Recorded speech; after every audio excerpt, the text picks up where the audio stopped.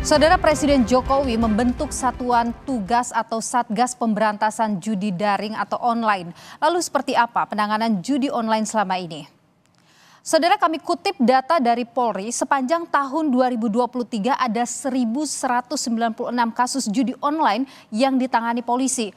Penanganan kasus itu melibatkan 1.987 tersangka. Sementara data Januari hingga April 2024, Saudara, Polri mengungkap ada 792 kasus judi online dengan 1.158 orang tersangka.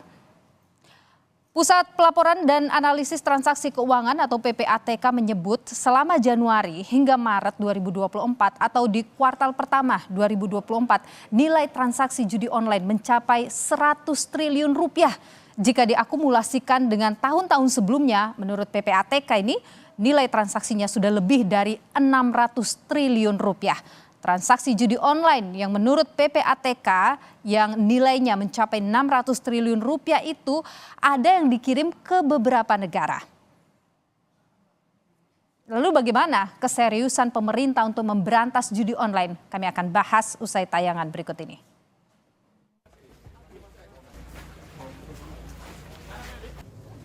Dampak judi online dirasakan hampir di semua lini masyarakat.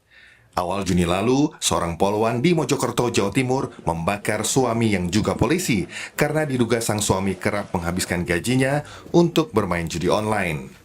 Nyawa sang suami tak tertolong hingga meninggal dunia. Sementara di Ambon, Maluku, seorang pegawai bank membobol uang senilai 1,5 miliar milik nasabah untuk bermain judi online.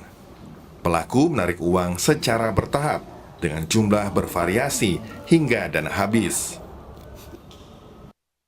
Hingga saat ini ada 2,1 juta situs judi online di Indonesia telah ditutup. Sementara PPATK mencatat transaksi judi online pada tahun 2023 mencapai 397 triliun rupiah, sementara pada tahun 2024 periode Januari hingga April mencapai 600 triliun rupiah. Marak kasus judi online membuat pemerintah ambil langkah cepat. Bahkan Presiden Joko Widodo tegas menyatakan serius memberantas judi online dan telah menutup 2,1 juta situs online. Memberantas dan memerangi perjudian online dan sampai saat ini sudah lebih dari 2,1 juta situs judi online sudah ditutup. Tak hanya tegas nyatakan perang terhadap judi online, Jokowi juga membentuk Satgas Pemberantasan Judi Online pada 14 Juni lalu. Ketua Harian Pencegahan Satgas Pemberantasan Judi Online, Budi Ari bilang, pemberantasan judi online maupun pinjaman online harus komprehensif dan bersifat menyeluruh. Dol sama pinjol ilegal ini adik kakak, saudara kandung ini, gitu. Nanti kita pokoknya ini memastikan bahwa pemberantasan judi online dan pinjaman online ilegal ini memang harus komprehensif. Nggak bisa separuh-separuh, harus semua lini bekerja bersama-sama.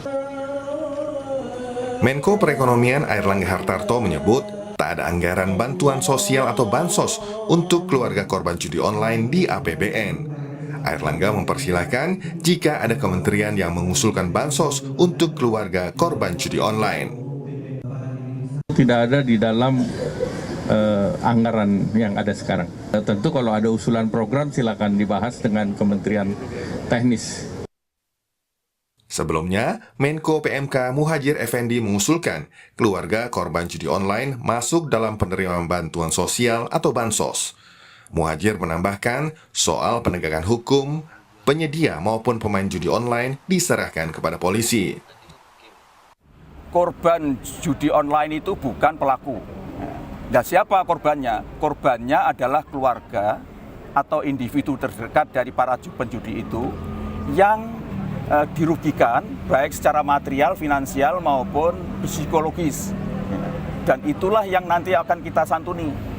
Kalau mereka itu yang kehilangan harta benda, kehilangan sumber kehidupan, ya, maupun kehilangan mengalami trauma psikologis, ya, kalau mereka itu nanti berupa keluarga, ya, jadi keluarga sekali lagi ya, keluarga dan keluarga itu jatuh miskin, maka itulah yang nanti mendapatkan bantuan sosial.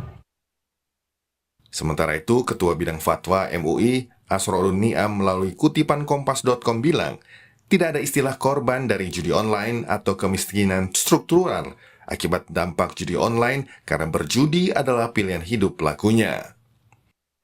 Sosiolog Universitas Indonesia Ida Ruwaida menilai, perjudian dekat dengan masyarakat Indonesia. Ida menilai, perkembangan teknologi yang pesat justru membuat judi semakin bisa dikonsumsi oleh masyarakat luas tanpa mengenal batasan umur dan status sosial. Judi itu melekat apapun kadarnya, apapun bentuknya, sehingga di era digital ini ketika judi dilakukan secara online, itu menjadi lebih mudah juga aksesnya oleh masyarakat. Nah, apalagi ada praktek-praktek judi yang sebetulnya dalam bentuk game-game yang masyarakat atau penggunanya tidak menyadari bahwa itu merupakan satu praktek perjudian. Kehadiran Satgas Pemberantasan Judi Online diharapkan mampu menyelesaikan masalah judi online dari hulu ke hilir. Kepastian sanksi hukum juga harus dipertegas agar bisa memutus mata rantai judi online. Tim Liputan Kompas TV.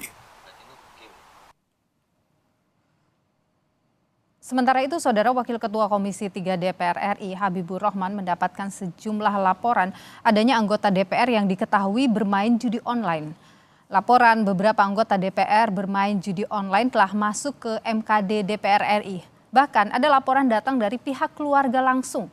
Saat ini melalui Mahkamah Kehormatan Dewan menangani anggota-anggota tersebut telah memberikan teguran terhadap oknum yang diduga bermain judi online. Bahwa anggota DPR dilarang mengunjungi tempat perjudian. Jadi bermain judi online itu kan sama saja dengan mengunjungi tempat perjudian. Nah, tingkatan penindakan yang kami lakukan adalah mulai dari peringatan, ya, lisan. Kalau terulang kembali maka bisa dengan peringatan tertulis, lalu sanksi yang lebih keras, bahkan bisa diberhentikan, ya, sebagai anggota DPR. Ya. Alhamdulillah dari beberapa kasus yang diberikan peringatan lisan, ya, perbuatan tersebut dihentikan.